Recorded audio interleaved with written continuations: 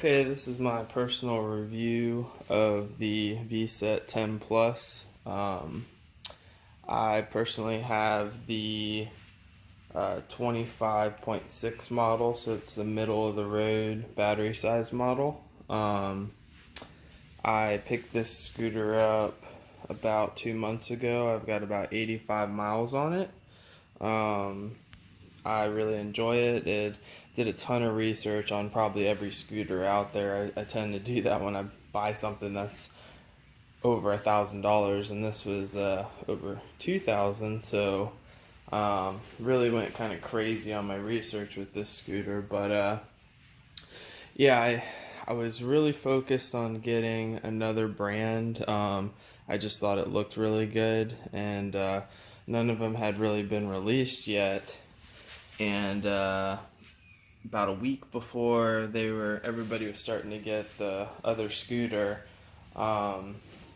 this particular one came up in a YouTube feed, and I realized that it was a better scooter. Everything about it seemed better. The other scooter was 52 volts. This one is 60 volts. This one comes with hydraulic brakes. I purchased mine at eWheels, so it came with the Nutt hydraulic brakes. Some of the first versions of these that came out got the Vsett brakes. Apparently the Nutt ones are a lot better, so I was happy to get those on there. This thing is just a blast to ride. It's, like I said, it's 60 volts. Apparently you can get about 45 miles out of one of these. A guy tested them if you're riding it pretty hard, so that's pretty neat for that size battery. Things that I kind of want to go over with it, things I like, things that had to be kind of dealt with. The first thing that I had to deal with was when this was shipped to me, this was pressed down against the tire. It seems like almost all of them end up that way. So first thing I did was got under here and started pulling on it. I was kind of afraid I was gonna crack the fender, but eventually I just grabbed a extension like this and put it in here like this. How did I do it? Yeah, and I just pried this way on both sides, and it definitely just kind of pulled it up. And I wasn't too worried about breaking any of this, because on AliExpress you can pick one of these up for like 10 bucks, and these are like $10, so you can get all the parts for this pretty cheap on AliExpress if you have any issues or anything like that. So that was the number one like shipping issue I had. My brakes seemed okay. One of them had a little bit of a in it, but I just grabbed an adjustable wrench and trued it, and it's been good ever since. I did put some red Loctite in these bolts here. Took out these bolts because people were having problems with them getting loose and stuff and coming off, I saw. So I went in there with a Q-tip and some isopropyl alcohol and cleaned out the threads, because there's a lot of grease in there, which isn't really going to make these bolts lock. And then I chose to put red Loctite because it was a safety thing for me. I didn't want this rattling loose. I saw one guy got his fender stuck in his tire and almost wrecked, so that kind of scared me a little bit. So that was the first kind of little modification thing I did. I went over the whole scooter and made sure everything was tight. Everything seemed pretty good from eWheels. I don't know if they go over these or not there, but I added this little guy here for my Bumblebee setup. First ride impression was it was extremely smooth.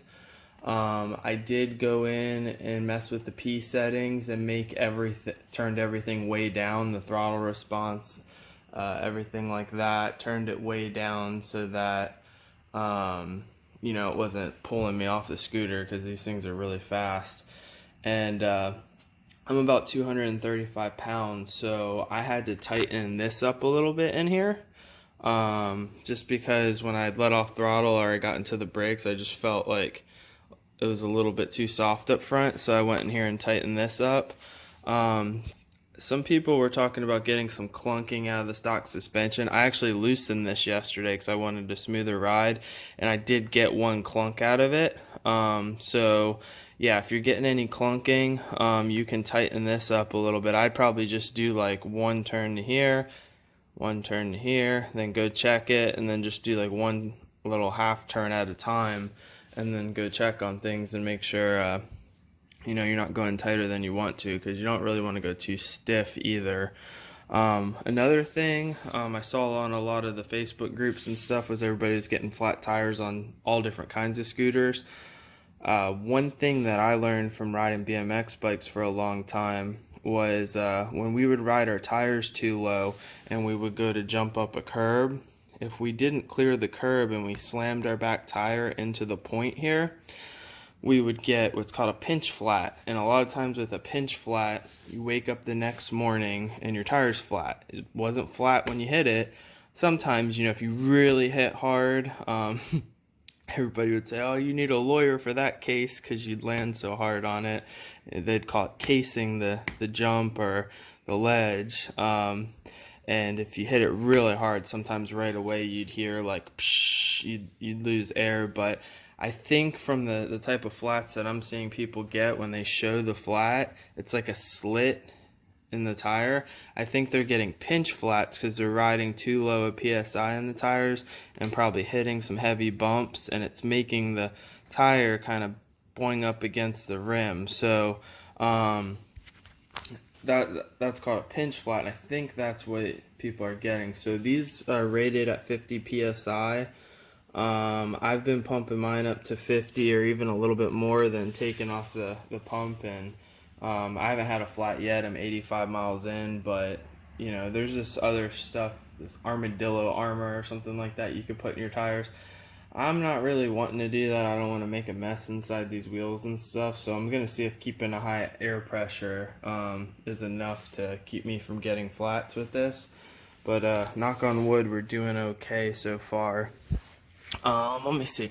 So the main reason I got this particular scooter, wasn't a fan of the yellow at first. It's still growing on me, but it was this whole setup here. I saw a Turbowheel Lightning snap here on a forum, and then I'm seeing that other scooter that I almost bought. A lot of people are snapping this neck right here, and that was scary to me. I'm glad I went with this scooter over the other one. This one feels very safe and sturdy. It's a little bit heavier than the other one, but man, it feels robust. It feels strong. It doesn't feel, I don't feel like I'm worrying about if the scooter's gonna break on me when I'm riding it down the road at 40 miles an hour. So they say this thing will do 55 miles an hour. I've personally only been about 38 on it in second gear. What it does is, you can come over here. This is how you turn it on. Hold that down. Then I just keep my key here. Don't tell anybody.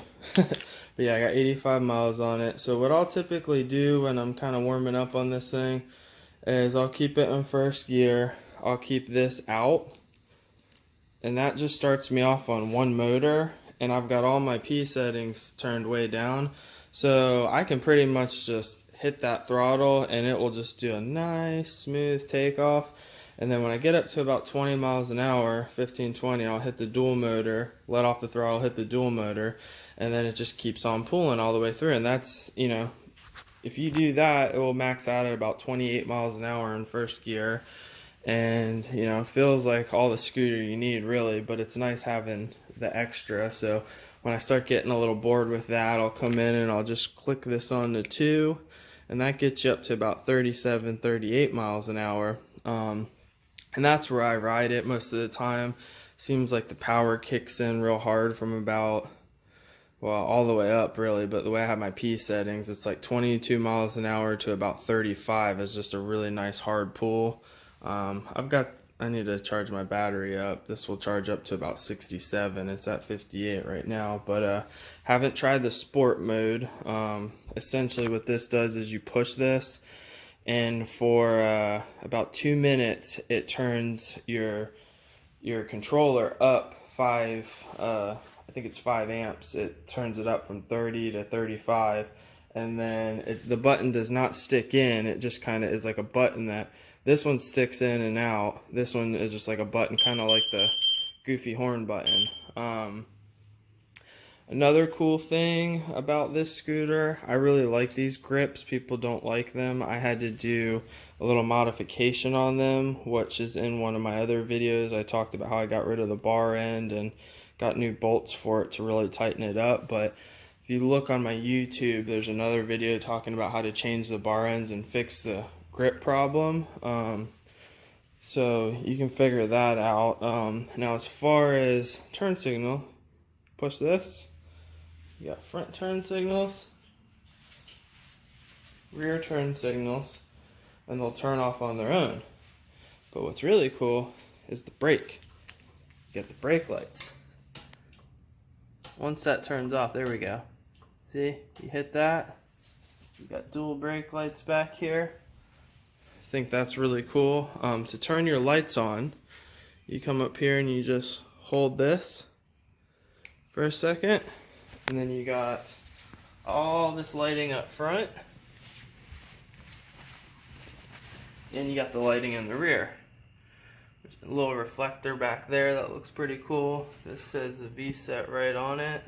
This is just a really nice scooter. I don't think there's a better bang for buck scooter out. I'm trying to think if there's anything else about this thing. I did change out the handlebars right when I got it. Had these ones on there. Obviously I didn't have any issues with them, but I probably only rode it 2 miles on them, and my buddy gave me these Renthal bars. I think the best length for the bars is going to be between 720 and 740. These are 730s, which puts you right in there. If you're standing over it, for me, my arms kind of come right down and they fit and work really well. So yeah, the kickstand's awesome. Everybody's always complaining about their kickstands on scooters. This thing is super robust. Anything else? That's about it with the scooter. I mean, it's a solid piece. Some people have been having some issues with a little bit of creaking coming out of here, and you can take this apart in here and grease in here. Doesn't seem to be a real big issue or anything. I'm gonna make a video of me doing that because I just want to grease mine in there. The next video I'm going to be putting out is going to be putting these handlebars on here. This is like the Vsett 10 hop-up kit, or, you know, to really just finish the scooter off. They did a really great job giving you a great package. I think I paid $21.90 shipped for this scooter, with the hydraulic brakes and the 60 volt, which to me, you can't find anything better than that. You pay a little bit more than, you know, some of the little bit more generic scooters, and you get a really nice package here. But I've been wanting to put these bars on, and then this suspension. The good thing about this suspension is the front shock is oil dampened, and then on both of them you have the rebound. The stock setup on here is not oil dampened on the front. So it's kind of pogo-y. I think it's a nice ride quality, but I haven't put those on yet, so I don't know how much better those are going to be. The rear one is oil dampened, but neither of them have any kind of rebound adjustment. So what the rebound does is if you give it some more rebound, it won't do the bouncing. So, you know, without the rebound, you kind of hit and bounce up. If it doesn't have enough, if the shock oil is not the right amount for your weight or whatever, if you tighten the shock a little bit and it gives it too much spring, then you don't have any extra rebound. So you can turn that little knob and slow down how fast the shock rebounds at you. So that's why I wanted those, because I'm a little bit heavier guy and I had to tighten up my front shock. So I think that made it a little bit more springy up there. People say if you get into the 40-mile-an-hour range and it's getting a little squirrely, you can tighten this up. Again, I've never been over 38 miles an hour, so I can't really confirm that. FedEx truck going by. but it hasn't gotten squirrely once on me. I did, you know, make sure my tires didn't have lumps in them and stuff like that, from worked on a lot of bicycles and stuff, and growing up and worked in a bike shop, so I just made sure the tires didn't have any hops in them or lumpy or anything like that. So maybe that's why I don't get speed wobble. I'm not really sure, but so I'm gonna be doing kind of a full handlebar switch, showing like how to take off the all of the components and how to do it without worrying too much about these. I did add these on here.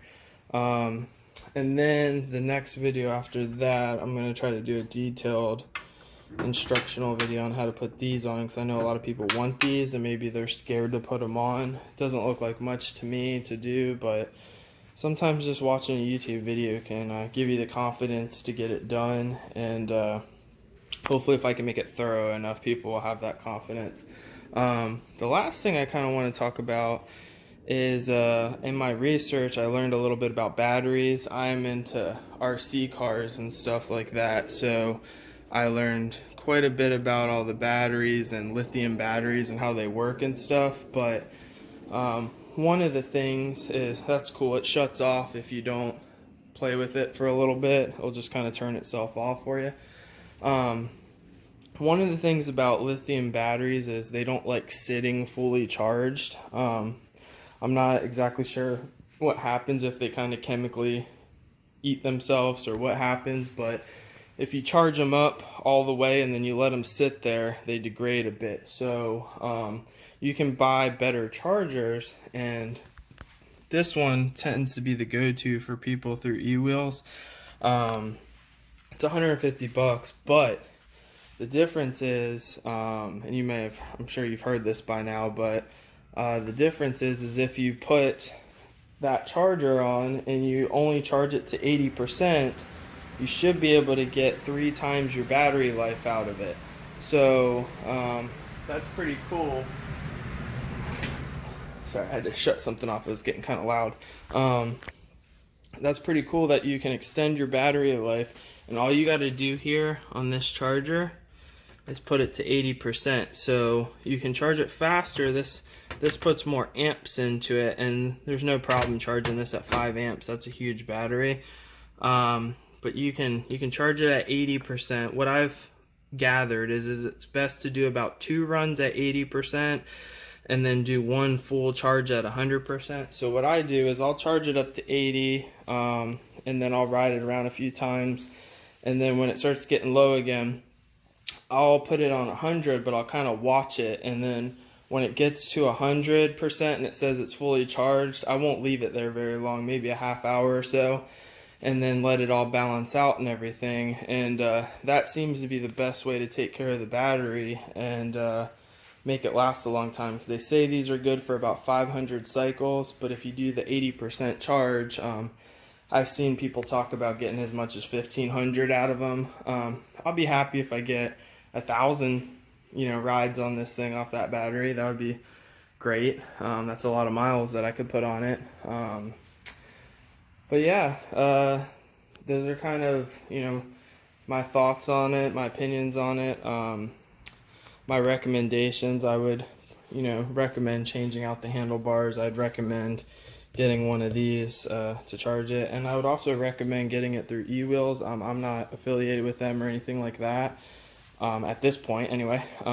So I would definitely try them out. They were really nice. They got right back to me when I had questions about different things, and had a good experience with them. I haven't had to call in any warranty work or anything, so I can't really say how that would go, but as far as buying the scooter, getting my questions answered, even at one point I thought I was going to return it because I have some back problems and I was kind of worried about if I crashed it. They were just like, don't open it and you can send it back, it's cool, like don't worry about it. They were real cool about all that kind of stuff. So it seems like eWheels tends to be a pretty one of the top reputable companies to get one of these scooters, so you check them out. But yeah, next video coming up is going to be a swap of these handlebars, so if you've been thinking about doing that. I'm actually going to cut them too in the video. But if you've been thinking about swapping out your handlebars, and you just want a little bit of a confidence builder, go ahead and subscribe, and I will try to get that video up within about a week or so, because I'm wanting to swap these possibly today, so I may film that today. But yeah, this thing, I've got no complaints with this scooter. It's everything that I could have wished for and more. You'll be surprised how big it is when you get it, but everything about it grows on you. But yeah, that's my perception of the Vsett 10 Plus. It's an absolute monster. I think it's what you're looking for. The throttle response is great once you get the P settings to your liking, and you can adjust things like that. But yeah, go get one if you're looking for electric scooter. I mean, there's better scooters out. You're gonna spend $3,500, maybe $4,000, but bang for buck, I don't think you can beat one of these right now.